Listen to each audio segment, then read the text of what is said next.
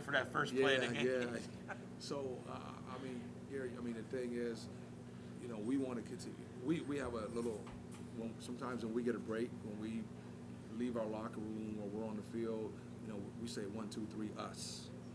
Because we believe, and this is just, we humbly say, if we take care of us, we'll be fine. Yeah, you have to go scout your opponent and you have to know what they're doing and know how they're going to try to defend you. But we believe if we take care of our business, us, that we're going to be fine no matter who we play. What's the ingredient this year? What's going well for Warren Harding? Talent, maturity, 31 seniors. Wow. When you talk about 95 kids. Some teams don't have 31 players. I know it. I mean, we have 95 players on the team. 10 through 12? 10 through 12. Wow. Yeah.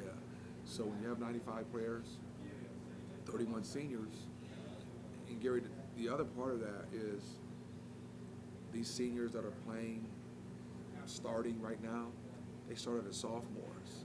So we kind of knew like in 8th grade that this group was going to have the potential to be pretty good. And I started them as sophomores. Now, were they ready to start as sophomores with the schedule that we play? Probably not. But the valuable experience they were able to get, you can't trade it for anything now. So now, they kind of got their teeth kicked in as sophomores, weren't ready physically or mentally. Last year they have some success. We're a second away from the third round of the playoffs, a game that we should have won. And so now, they're hungry. They had that taste of playoff action. The off season was the focus was there. So now we're 5-0 right now. And to go with it, you have one of the best players in the area this year, Coach. Well, I think right now, I think he's Mr. Football. There you go. I mean, be proud, right? Yeah. The numbers that he's put up, how he's led a 5-0 team. It's not like he's putting these numbers up, and we're 2-3, we're 3-2, we're 5-0. So, if he continues to play like he's playing and leading our football team, I think he's hands down Mr. Football. Talent aside, what's the best thing about Lynn Bowden? From your perspective? Yeah, 2 things that I've tried to tell people. Number one, he hates to lose. Fierce competitor. The other part is that he has a very high football IQ. So those components, you have the gift from God with his talent, hates to lose, very high football IQ. And that's a heck of a combination. So he puts the time in, huh? He's not just relying on his athletic ability? No. Gary, he has the guys, the receivers out this summer. This is after workouts. They're working on routes, and he's throwing the ball. Those things are now paying off now so far, the things that he's done.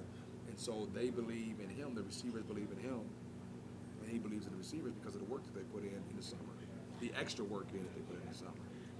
Yeah, I don't want to just single them out. You got Jalen Hooks and Marlon Richardson, and I'm sure a host of quality players. But he's, could you imagine your season with him not playing the way he's playing right now? Well, from a coaching perspective, obviously, he gives us a great opportunity to win. But as a coach, you still have guys out there, knock on wood, that if something were to happen, you got to continue to coach, you got to continue to play. So, we're confident in every player we have that, the adjustments that we would have to make, that, we can still get the job done. It may not be as flashy or as pretty, but, we have some guys that we think we can get the job done. I seen him down in Columbus for Friday Night Lights, and he had a great scrimmage down there, if you will. What's the deal? Is he going to end up somewhere special, do you think? Or I know that maybe, it's the middle of your season, but let's give Mr. Football the credit he deserves here, potentially here. Well, you were down, because I had taken him down to Ohio State. Yeah. And I took him, Marlon, and Jalen. And Landon was the second best receiver there. and understand he hasn't worked out at receiver, and he's the second best receiver there. I think the kid from Bishop Gorman, I think who committed there. Lindsey. Yeah, Yeah. yeah, Tyjon Lindsey. yeah. I mean, you can tell he's smooth. He's good. But I talked to Urban and. Has anything happened since Danny Clark from Hoban decommitted? I saw that today. That kind of opens up a spot. Were anybody? That was any their feelers? reason. Anything? Not yet. No. No? You mean from Ohio State? Yeah. No, nothing. And that was the reason that they gave me, that they didn't have a scholarship available. And again, that was what, July? Is that July? Yeah, July 9th, I think it was. Or 13th, somewhere around there. So that was a reason, but Urban thought he competed well. Thought that. So he talked to you about him? Oh yeah. Thought he competed. Thought he made plays. Thought he looked well in doing the receiver things with not being a receiver. Not being a receiver. So now, wherever he decides to go, which I think he's going to be a slot receiver. I don't know where he's going to end up, Gary. So he's got options. He's got good options. Yeah. I mean, Michigan State's offered him. Yeah. Louisville's offered him. Obviously, Indiana, West Virginia, Pitt. Slot receiver mainly. Yeah, slot receiver. Jeez. I mean, how do you stop that? Well, you can't, because now you get him on bubbles. You get him on jet fly sweeps. Line him up in the back, go do some things, and he can run routes. Use him as throw the football, double pass, whatever it may be. You're in school with, and you've probably seen them all. Danny Herron, Maurice Clarett, a couple others even before that. Maybe people talk about Provid, how good he was there. Omar, how does he rank up? Is he there? Is he? It's funny. Clarett was Mr. Football. Danny had a great career at Ohio State. There's four. Well, there's 3 or 4. You would know. Yeah. I was having this discussion with someone the other day. Okay. And it's funny that you asked me this. We were talking about how do you rate these guys. Okay. Omar Provid. Number 1. Oh, you're just giving me the guys. I'll give you the names. Okay, gotcha. Omar Provid. All right. Mario Manningham. Okay, great player. Did some great things. Maurice Clarett, receiver. And Lynn. Okay, Lynn. Okay. So those 4. Okay, yeah. Are in this. Yes. In this bubble. At least in the recent years, obviously. Yeah. Now, obviously, Paul Warfield. Yeah. Okay. He's a Hall of Famer. Let's keep it to this. Yeah. So now you have those 4, and he says, "How?" I had this question asked to me in the summer. He says, "How would you rate them?" I've been around Omar, Reese, and Mario. My response back in the summer was this: Lynn's story has not been told yet because he had a whole nother senior year to play. Now, as we're midway through his senior season, boy, it's tough. I would say they're all special in their own right. They're all special in their way. Omar, Lynn. Boy. And when you talk about Clarett, who had 400 and some yards against St. Ed's in the playoffs and did what he did. Yeah, and it's hard. And then you talk about and Manningham, who Howland is a sophomore, I think it was. Maslin as a sophomore year when he just burst onto the scene and did it his whole career. And then he played some DB too. Yeah. And then they lined up Mario in the backfield. Stuff, yeah. You can flip a coin. Wow. But those 4. Omar was that good? Oh. Everybody thought. I was. Listen. We just broke with the playbook right when he was playing. I'm going to get get you state championship. I'm going to get you personally. I'm going to dub it tomorrow. I'm going to make sure you get this DVD. Okay. Yeah, I don't doubt you. I just like I said, but everybody says Omar is, and we saw him in the state what he did. Unbelievable. Yeah, and that was a pretty good team with Corey Stringer junior year. And Tico Powell, and wasn't Provid a junior too that year? Yeah, he was a junior that year. Yeah, that was. It was. The first year of the merger. First year of the merger. Are you a Harding guy or a reserve guy? 1982, Warren G. Harding. Okay. Panther. You're a Panther. Yeah, I'm a Panther. You're a Paul Warfield Panther. But I'm a Raider right now. Okay, yeah. I like the red stripe on your logo now, right? The red feather. Oh, isn't it? Field. Yeah. That little Arctic Panther? Yeah, that's the Panther Yeah. red. Yeah. And then you have the yellow for Warren Western Reserve. It's not the Vegas gold feather. Okay. It's the Gotcha. yellow feather. So, you got to keep the, hey, In other words, it was pretty special. no question. No question. Real quick, Coach, you had a great weekend this week. You won the Ursuline game, but it was way more than that after the game. Tell us about what happened and what do you take away from that whole weekend Well, for people who don't know what happened or what. we had Hall of Fame weekend. Yeah, it was the Legends Weekend in which we had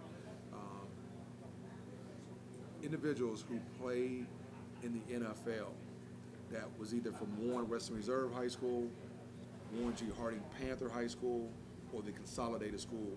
If any of those guys played a season in the NFL, not like was a free agent or and then Not a got cup of cut. coffee, they Yeah, were- I mean, actually played. They came back and we recognized those individuals. And Paul Warfield was a big part of this, was he not? Oh, Paul, getting- along with Virginia, our Virginia Holmes, the president of our Gridiron Club. Okay.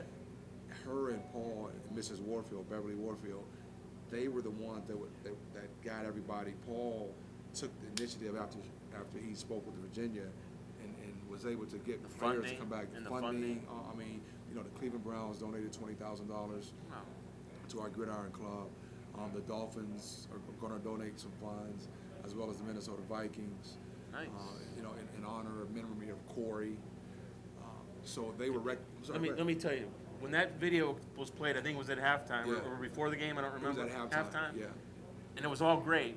When Corey Stringer looked at the video and pointed his finger, man, I got chills. Listen, I mean, Corey. what a great. And I'm a Ohio State fan, Oh, as you yeah, know. yeah. But it was, I knew him Yeah. as a junior Yeah, there, right. and you just think of the tragic ending for him. And Well, yeah, I got to say this. Let me talk about the legends, and I'm gonna get to the story about Corey. okay, So they were recognized at halftime of the game. and it was great. Great. And then, as we watched film of Ursula on Saturday, and they came in about 1:30 after we watched film. The Legends Legends. did, and they interacted with our team and our players, and it was great. And our players just really enjoyed that time. And then Sunday we had the banquet at the Trumbull Country Club, and the time I had with Ross and Jimmy and Paul and Derek Kelson and Mark Brandon, and it was just Ross fabulous. Browner. Ross Browner, Aaron Chunky Brown. I mean, Wow. it was unbelievable. And then Monday was the golf outing, and we just had a great time. So they want to make this an annual thing, and hopefully they will.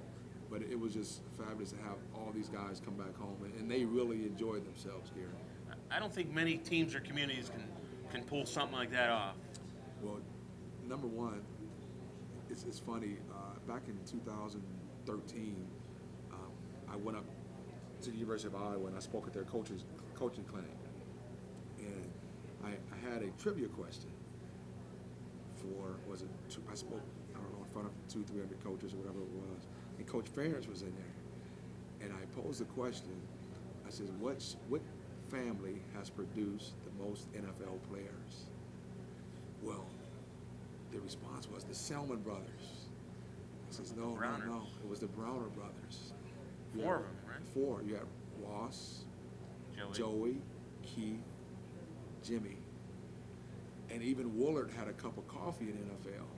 So in essence, you had five from one family playing in the NFL. Reserve kids? All reserve, yes, all Warren Western Reserve Raiders. Grew up on the west side of Warren. And I was going to tell you about the story with Corey. You're talking about Corey. Jake Jones. Me and Jake are really good friends. He was on the staff. He's on our staff now. And this was years ago.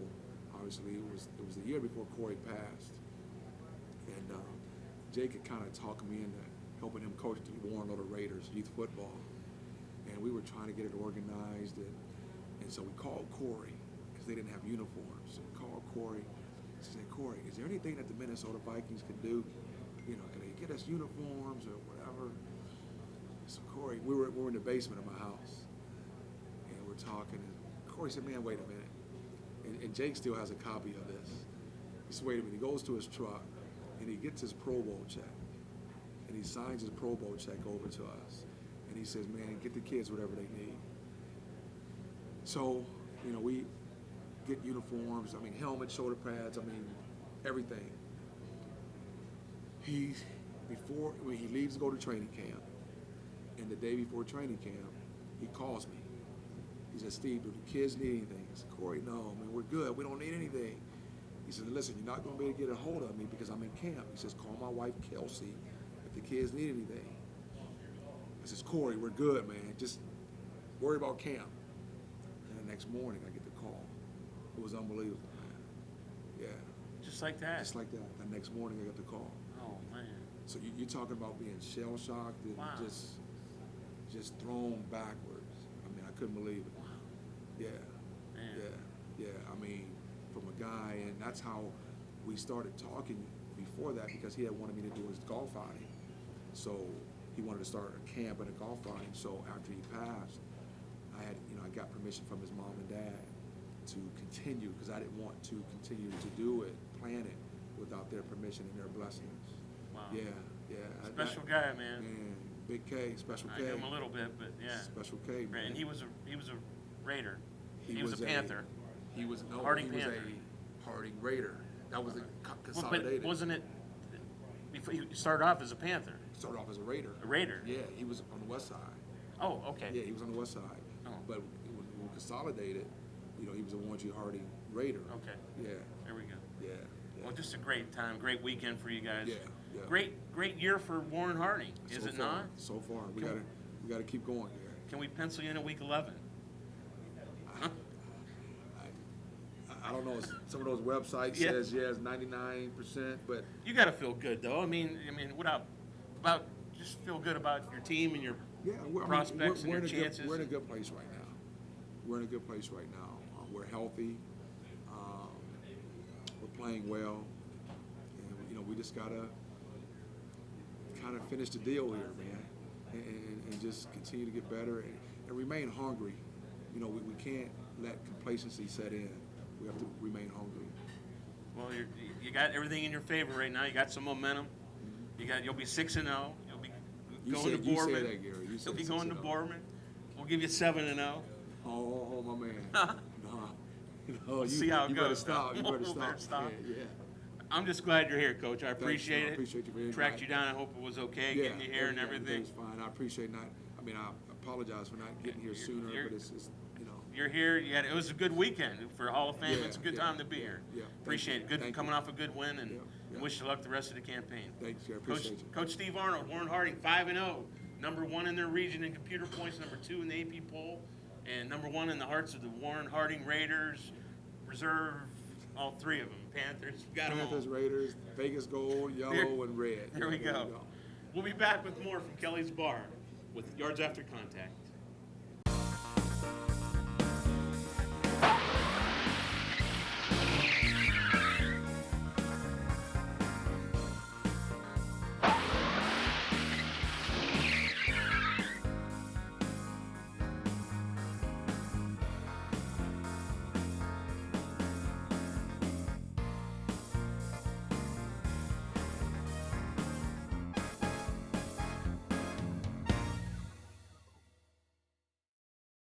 And welcome back to Kelly's Bar in Youngstown, Ohio, with Yards After Contact. I have 2 of Harding's finest here. Big weekend for them, coming off the Urson Irish victory, and a big weekend as far as having the legends back in town as well. And the way these guys are playing, they may fit right in that legends category by the time they're done playing. Marlon Richardson, Lynn Bowden, welcome to the show. Thanks for coming, guys. Thank you for inviting us. Let's start. Big weekend, big victory for you guys. Ursuline. It wasn't easy though, right? No, it wasn't. What was the best part of the game? What were your thoughts? Give us your whole feeling about beating Ursuline last week. In my opinion, it was a good physical game, and I think our team really needed that because for the most part of the season we've been playing some pretty good teams, but that was our best challenge so far this year. Been running up some big scores.